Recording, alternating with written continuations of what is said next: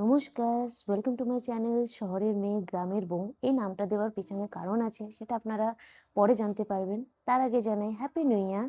সকলকে জানাচ্ছি অনেক অনেক শুভেচ্ছা। তো এখানে চলে এসেছি আমরা রান্না-বান্না করতে। কী রান্না হবে সেটা আপনারা পরে জানতে পারবেন।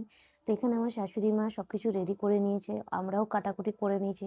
হ্যাঁ, উনুনে যেহেতু আমি রান্না করতে পারি না, তাই শাশুড়ি মা একটু হেল্প করবে আমাকে আজকে।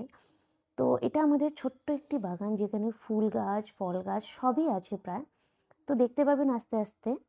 তো লেটস স্টার্ট। তো এবার আমাদের যে ছোট বৌমা, সে কাটছে বেগুন।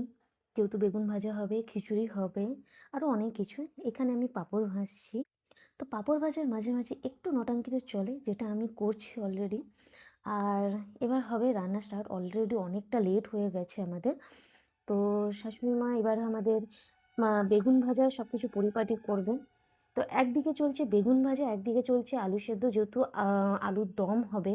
হ্যাঁ, খিচুড়ি হবে, আলুর দম হবে, যেহেতু আজকে নিরামিষ বৃহস্পতিবার, সেই জন্য।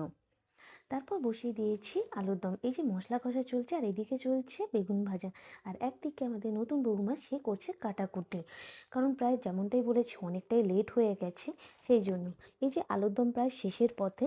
এরপরে হবে খিচুড়ি। খিচুড়িটা আমাদের সব কিছুই প্রায় রেডি। এই যে।